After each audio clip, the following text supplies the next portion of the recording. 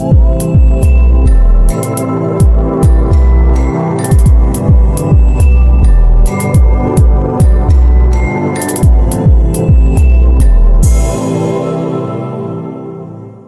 Everyone, good morning to all of you. कैसे हो आप लोग? उम्मीद करता हूँ बहुत अच्छे से होंगे, मज़े से होंगे और अपनी ज़िंदगी में अच्छा कर रहे होंगे।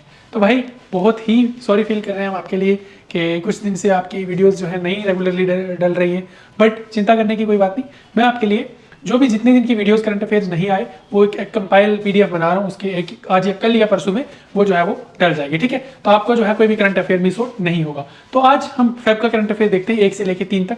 तो हम कल या परसों में जनवरी का कुछ जो 20-21 के बाद जो हमारे करंट अफेयर नहीं डले वो हम कंपाइल करके आपके लिए लेके आएंगे, ठीक है। चलिए तो शुरू करते हैं बिना किसी देरी के। पहला करंट अफेयर, चलिए पहला क्वेश्चन देखते हैं। Who won the Tata steel masters 2025 title on 2 Feb 2025 at Wijk aan Zee Netherland.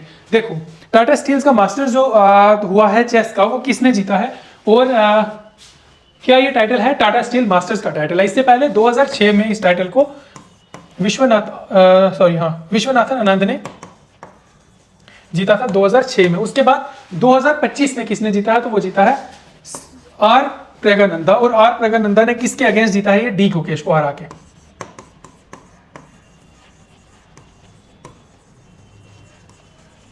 इन्होंने डिफीट किया है किसको? डी गुकेश को। जी हाँ, ये वही डी गुकेश है जो वर्ल्ड चैंपियन थे।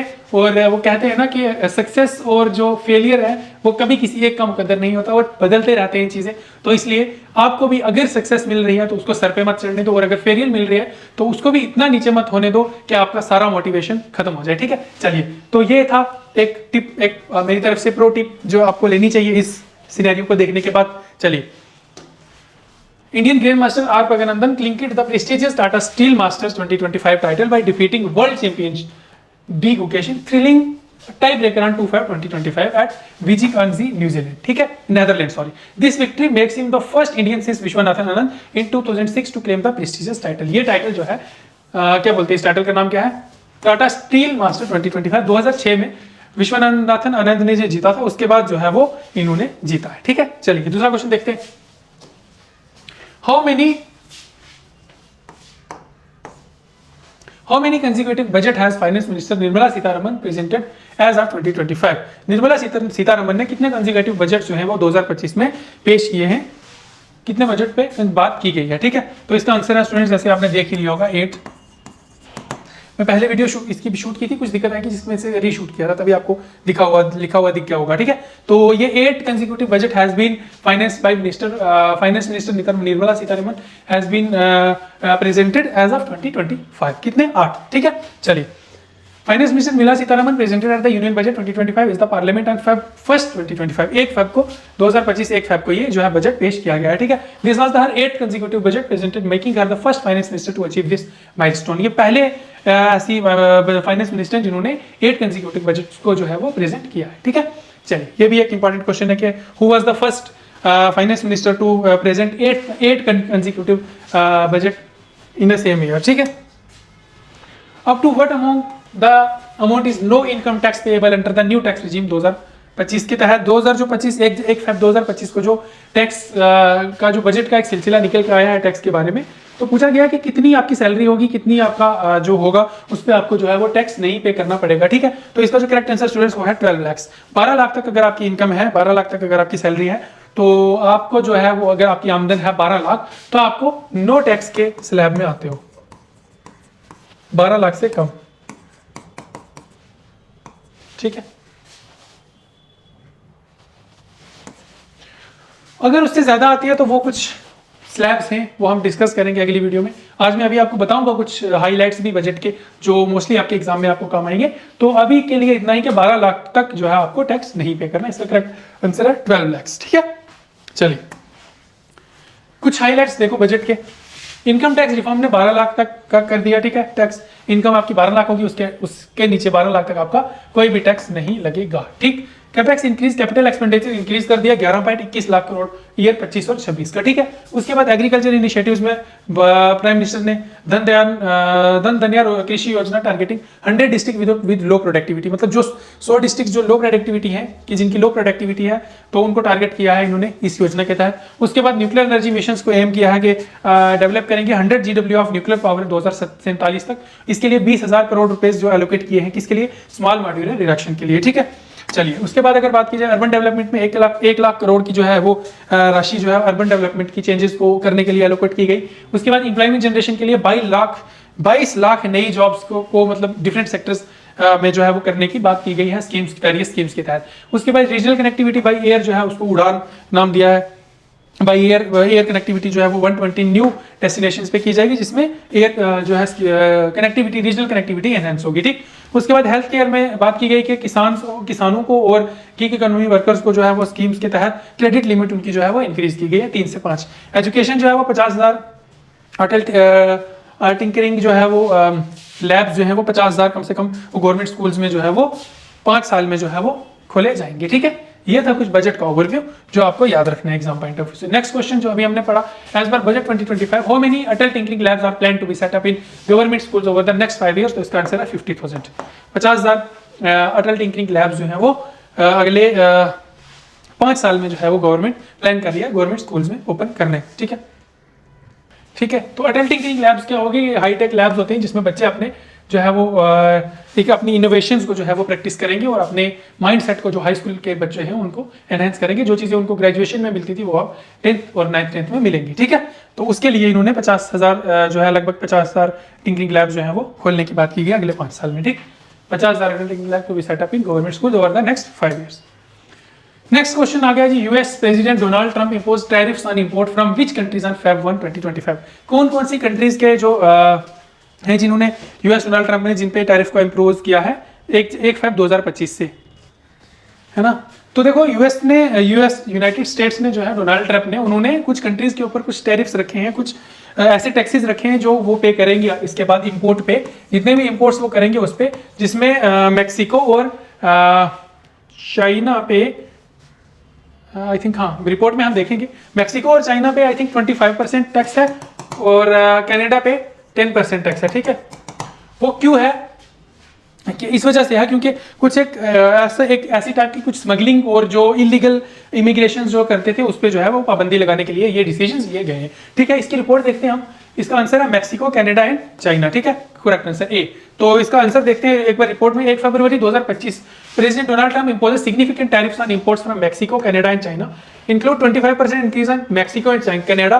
मैक्सिको और कनाडा को जो है वो 25% है और 10% increase on imports from China, 10% increase किया है इंपोर्ट ऑफ चाइना से। और citing issues such as illegal immigration and the smuggling of fentanyl as the reason for the decision। जैसे मैंने आपको बताया, इसमें जो मैंने पिछली स्टेटमेंट दी थी उसको मैं करेक्ट करूंगा एक बार कि मैक्सिको और कनाडा को 25% किया है और चाइना पे 10% किया है, ठीक है। चलिए तो बात की जाए, जैसे आपने एक मूवी भी देखी होगी, इंडियन पंजाबी मूवी है मैक्सिको, उसमें आपको बताया जाता है कि कैसे इलीगल स्मगलिंग, इसलिए इलीगल ट्रैफिकिंग, इलीगल इमिग्रेटिंग जो होती है वो यूएस में कैसे लोग जाते हैं इलीगली, तो कैसे मर भी जाते हैं कुछ लोग, पता भी नहीं चलता। तो उसको कंट्रोल करने के लिए और फेंटनाइल जो एक ऐसे लिक्विड टाइप का एक वो स्मगलिंग टाइप का जो है वो ऐसी चीज़ों को प्रमोट ना हो, ना ऐसी स्मगलिंग हो, उस चीज़ को रोकने के लिए ये डिसीजन जो है वो लिया गया है, ठीक है। चलिए उसके बाद बात करते हैं what is the primary objective of भारतीय भाषा पुस्तक स्कीम। भारतीय भाषा पुस्तक स्कीम का प्राइमरी जो है वो ऑब्जेक्टिव क्या है ना। तो ये बात करते हैं स्टूडेंट्स, इसका मतलब क्या है, इसकी रीजन क्या है। इसका भारतीय भाषा पुस्तक स्कीम एक डिजिटल प्लेटफॉर्म है जो गवर्नमेंट ऑफ इंडिया दे रही है, एक एक्सेसिबल लर्निंग को प्रमोट करने के लिए, एक अफोर्डेबल लर्निंग को प्रमोट करने के लिए, है ना। तो option D is the correct answer, providing digital text books in Indian languages, ठीक है। तो ये इसका रीजन यही है कि ऑब्जेक्टिव यही है, प्रोवाइडिंग डिजिटल टेक्स्ट बुक्स इन इंडियन लैंग्वेजेस, और इसमें ये होगा कि प्रमोट करेंगे अपने लैंग्वेज को और अपने कल्चर को और अपनी जो है वो लर्निंग को जो है वो एक इजी फॉर्म में प्रेजेंट करेंगे, ठीक है। एक इजी फॉर्म में हर एक बंदे तक वो चीज पहुंच सके, उसको एक्सेसिबल करेंगे। रिपोर्ट देखते हैं। यूनियन बजट 2025-26 introduced the भारतीय भाषा पुस्तक scheme to provide digital textbooks in Indian languages. It aims to make learning more accessible to students in schools and universities. The scheme will offer study material in multiple regional languages to support diverse linguistic background. It seeks to bridge the gap in education resource for students across India. Initiative complements the Ashmita Augment study material in Indian languages through translation and academic writing. ये एक resource है जिनके through ये launch किया गया, which focuses on the translating and development academic content in Indian languages.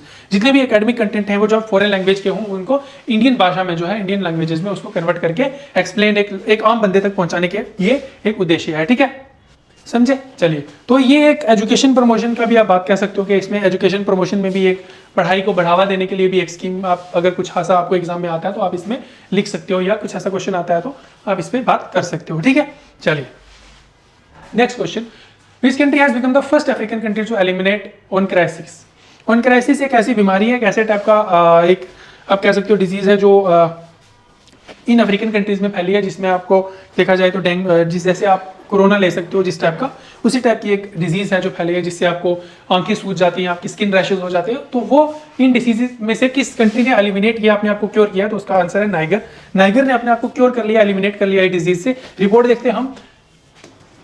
Niger has become the first African country to eliminate onchocerciasis on river blindness. ये एक river blindness country है जिससे आंखों अंधापन आ जाता है। ठीक है, Cambodia, Colombia, Ecuador, Mexico and Guatemala as WHO verified onchocerciasis free nations. ठीक है, ये सारे फ्री नेशंस हैं। Onchocerciasis is a parasitic disease that affects the eyes and skin, causing severe disability. It leads to disfiguring skin conditions, visual loss, and permanent blindness in severe cases. ठीक है, the diseases has severely impacted livelihood for decades. Over 99% of the cases still occur in 31 African countries. ठीक है, तो ये कुछ एक country है जिन्होंने रिसेंटली इस चीज से एलिमिनेट कर लिया, खुद को निकाल लिया बाहर। World wetlands day is celebrated on which day every year.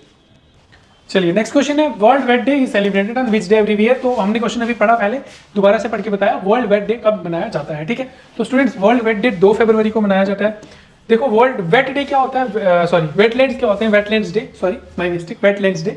Wetlands क्या होते हैं? देखो एक एरिया होता है पानी का जो सराउंडेड होता है किससे, डिफरेंट हैबिटेट से और डिफरेंट कंडीशन से, और उसमें पानी से सराउंडेड होता है। एक बार मैं आपको इसमें लाइव इमेज बताता हूँ। एक बार आपको ना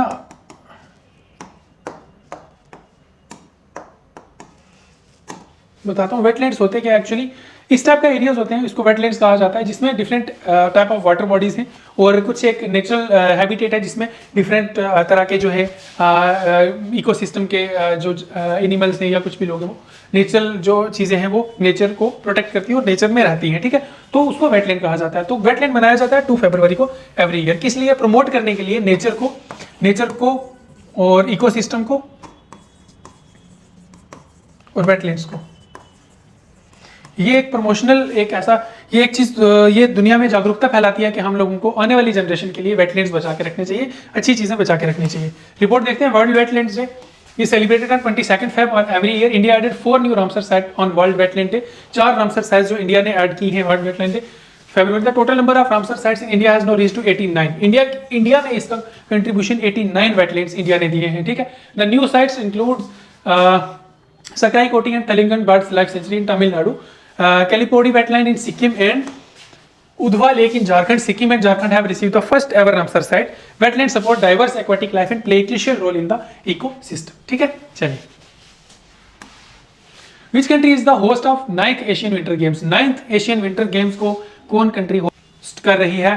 तो ये हमने पहले भी क्वेश्चन पढ़ा है कि इंडिया ने फर्स्ट टाइम में जो है वो एशियन विंटर गेम्स जो है वो इंडिया होस्ट कर रही है। ठीक है, रिपोर्ट देख लेते हैं हम।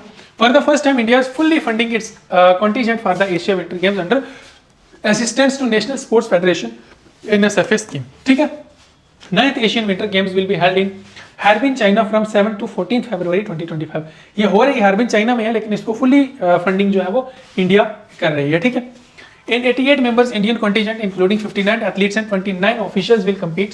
Athletes in alpine skiing, cross country skiing, figure skating, short track and speed skating long track will receive financial support. ठीक है, ये कुछ गेम्स हैं जो वहाँ पे फाइनल स्पोर्ट्स इनको मिलेगी और जो खेले जाएंगे। तो स्टूडेंट्स आज के लिए इतना ही। तो मिलते हैं आपको एक अगली पूरे करंट अफेयर जो पिछले मंथ के रिवाइज करवाए मैंने, जिसमें कुछ छूट गए थे वो भी मैंने कवर किए, तो वो आप जरूर देखिएगा। आज या कल में आ जाएगी वो वीडियो। तो तब तक के लिए अपना ख्याल रखें, अच्छे से पढ़ें। Thank you so much.